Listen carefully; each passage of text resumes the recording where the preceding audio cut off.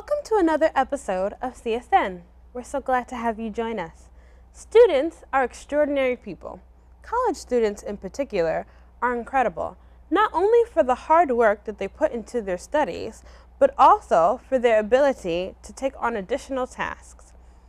One student who has taken on this balancing act is Abi Rodriguez. While maintaining his studies, working, and taking part in in-campus extracurricular outlets, including Student Senate, Abi has found the time to write and publish a book. Here to talk with us today about his book, The Stage of Martyrdom, is author and Capital student, Abi Rodriguez. Welcome, Abi. Hi, thanks for having me. Thank you for coming. So let's jump right into it. How long has poetry been an outlet for you? Poetry's been my outlet for about 15 years. Been writing for 20 years, but poetry I found when I was about 13. First girl I was in love with, I wrote a poem for her, and that's where the romantic poetry started. And I mean, it's snowballed all the way up until still writing something. I wrote something today, so It's always with me. So Yep. all the time? Pretty much, yeah. That's amazing. What is the meaning behind the title of the book, The Stage of Martyrdom? What's the meaning? Title of the book is based off of one of the poems that's in the book with the same title. And martyrdom is to die for a cause. And in this case, the cause is love. My cause is love. And the stage is where it all takes place. And that's what the poem explains. And if you put the book together as a collective, that's what it is. It's all of the experiences that I had on that stage and I'm still having currently. That's such a vivid expression of how you view love. Are any of the, you just said they're based on your life experiences, but do you want to elaborate on that a little bit? Well, 98% of the book is romantic poetry. In some way, shape, or form, having, wanting, losing, love. But there are poems that aren't romantically based. There are poems that are just stories that I told. And most of them will be like an experience I had, especially if they're dedicated to a person that's an actual experience or situation I had with that person who it's dedicated to. And the other ones may just be something I was experiencing in between those loves or, you know, at that time in my life. Speaking of you dedicating the books, you dedicate quite a few poems to someone you refer to as Muse, and there's a mystery around that. Who is the one? I'm dying to know. Who is the one that you refer to as Muse? Muse was a friend of mine, someone who I was romantically involved with. For privacy reasons, for reasons that she still hasn't allowed me to use her name in the book, then I won't, and I used to refer to her as Muse. And so in the book you'll see it as for the one I call Muse. It's very important, but it's just like her name's not in there because she hasn't wanted it in there yet. Maybe in like a later edition of the book it'll be in there. We'll be waiting for that. Can we expect any upcoming projects in the future? Yep, in February 2016, The Rose-Colored Glasses will come out, which is 5 years worth of writing. It's the last 5 years worth of writing. I just did the last poem for that maybe a month and a half ago or so and began the publishing process, so it should be out in February. And this one is 4 years of writing right after I joined the Army, and that, you know, time of first initially training, going through college while being in the Army, and that's the 4 years that's in this book. Wow. You were saying that your work can be found in a couple of different outlets. Did you want to let people know? Yeah, pretty much every outlet. I mean, you can Google it and it'll come up. I mean, it's on Amazon, Google Books, Barnes, Borders. So they pretty much everywhere. iTunes apparently has it. So nice. Yeah. That's amazing. You mentioned that you had some poems that were personal experiences to you. Did you want to give the readers or the audience a little taste of what we can expect when we all go out and purchase the book? Yeah, that's fine. Yeah. So yeah, grab something. Let's find something quick. Sorry, this one. Okay. So this is a poem, and this one was to Jill, and it's called The Plush Intimacies. And it's a part of the anthology in here, The Metaphysics of You and I. Right? My dreams are sweet and far from here. I graze the nape of your neck and kiss behind your ear, that area that's plush with the softest baby hairs, which tickle my skin as again my lips draw near.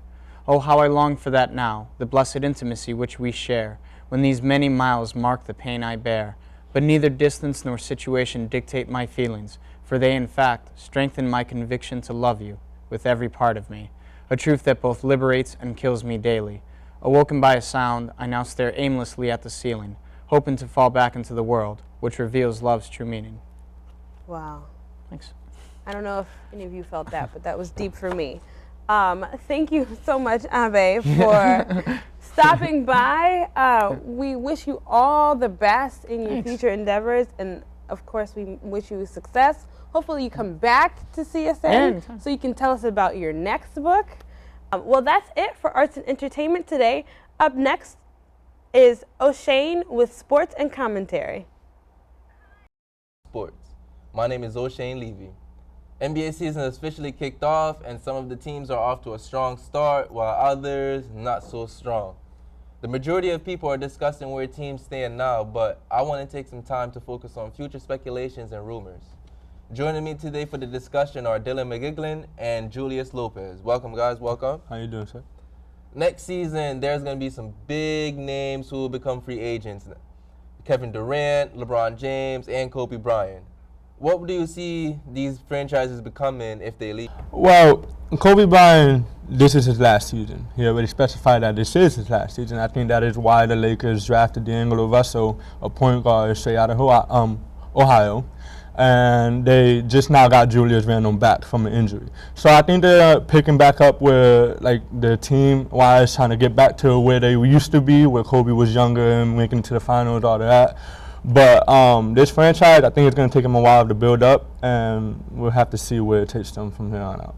Good answer. Dylan? They're talking about Kevin Durant possibly returning to Washington, D.C., where he grew up. I know that a couple seasons ago, Washington made it to the playoffs, but they didn't really do well. I think if the Wizards add Durant, they might have a chance to go deeper into the playoff run.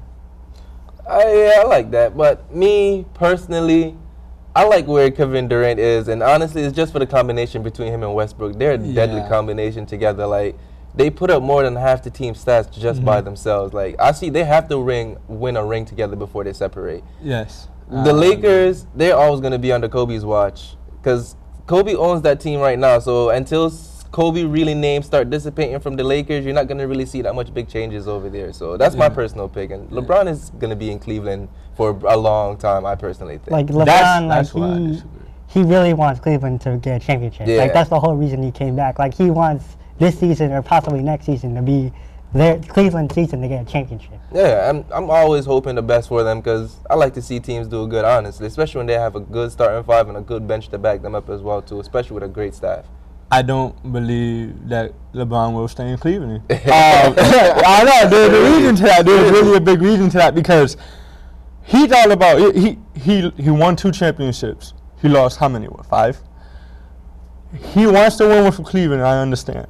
They failed last year. If they fail one more time, I do see him leaving again. Where would he go, though? Where would he go if he wasn't in Cleveland? Where would he go?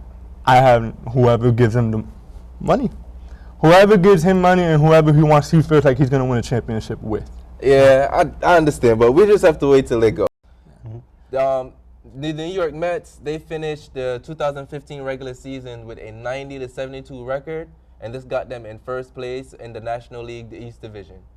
And meeting with the Los Angeles Dodgers, the Kansas City Royals picked up right from where they left off last fall.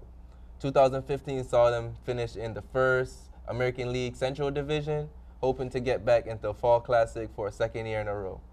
The 111th run-in of the World Series featured the American League champions, Kansas City Royals, versus the National League champions, New York Mets. Royals won the first 2. Game 3 went to the Mets. Royals took a third one. I'm sorry about that. Royals took a 3-1 series lead. Game 5 went to the Royals. They captured the second title in franchise history, first since 1985.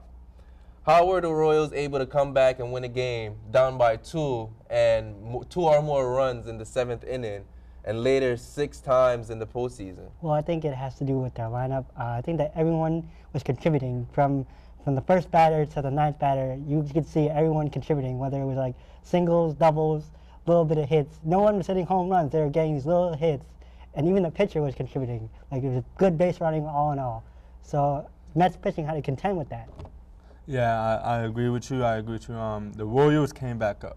The Royals lost the championship last year. They wanted revenge. They wanted to win, and they so did. Everybody in the franchise stepped up.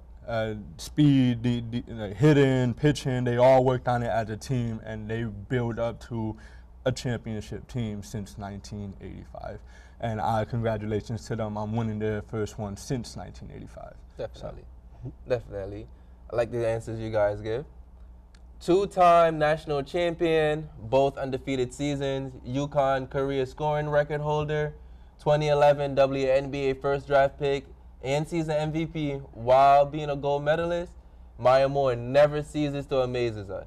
After all, she is a very gifted athlete who is growing more as a person and even more as a player. We have been keeping up with Maya since UConn, but what about her before the recognition? Come to find out, Maya was on a road to success even before college. She actually led her high school, Collins Hill High, to a Georgia State championship and was named Naismith Prep Player of the Year in 2006 and 2007. But we do not know much of her off the court. Well, she was raised by a single mother, Catherine Moore, in Jefferson City, Missouri. She never always played basketball, surprisingly. She participated in track and field and was a great student athlete. Maya actually graduated from high school with a 4.0 GPA. Not only does she dominate on the court, but off the court as well. She's a great role model for any future student athlete. And as her basketball career continues, we will be supporting Maya as if she was one of Connecticut's own. Her all-time scoring career stats are 18.5 points per game, 6.3 rebounds per game, 3.2 assists per game, while playing 31.4 minutes per game and averaging 1.6 steals per game. Where do you guys see Maya's career going as her year in the WNBA pass? Well, I think that as her career progresses, she'll continue to demonstrate that she's capable of elevating her game, not just on and off the court, but off the court as well, and continue to shine in pressure moments and continue to show the world what she's capable of. Yeah, I agree with you. This is just a start for Maya Moore.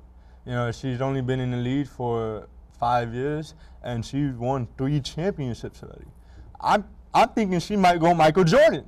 To be honest, I really do believe she might go Michael Jordan. I definitely see you coming from that, honestly, because like even after her season's end, she jumps right over to overseas and go win championships over there as well too. She's unstoppable. She's an outstanding athlete, an outstanding role model to the kids. You can't complain. You cannot she has no social media worries, nothing, and her life is just great. Yeah, you definitely don't see her in the bad public at all. Well, thank you guys for tuning in for Capital Student News. Thank you, Julius, and thank you, Dylan, for joining us. No problem. I am your host, O'Shane Levy, and now is Justice for Women on the Street. This is Justice reporting for Women on the Street, and today's question is, how do you get through a stressful day of either school or work? If you want to get through a stressful day, like just do something that you like to do, like hobbies that involves dancing, listen to music, draw, or just hang out with your friends. You just go down the street at Sunbury and then get some French toast. A stressful day at work. A lot of deep breaths. I try to let go of the things that I can't control. I try to prioritize the things that I can control. I try not to take on responsibilities that aren't mine to take on. I just try to stay positive. All right, so if I'm at school, I would typically probably try to listen to music. And if I'm at work, then there's nothing much. I can't really walk away from certain things, so you just have to try to kind of deal with it, you know, or just, I don't know, basically just try to deal with it the best way you can without losing your composure. I find the thing that I like the most, and I do it the whole day. I dedicate as much time as I can to the thing that I like. Because when you do the thing that you like, there's no such thing as time or stress. What do I do to manage the stress? A lot of times I go the entire day and I don't even have lunch. Like today I haven't even had lunch yet. But when I get home and I actually teach tonight, so I don't even get home until about 10 o'clock. I will just totally veg out. I need to veg out for at least an hour. I just try to do something that's uplifting, that's gonna get my mind off of stuff that's not worthful, and I just try to take it easy. So tomorrow will be a better day. You see, many people get through a stressful day of either school or work by listening to music, meditating, or either relaxing. This is Justice reporting from CSN.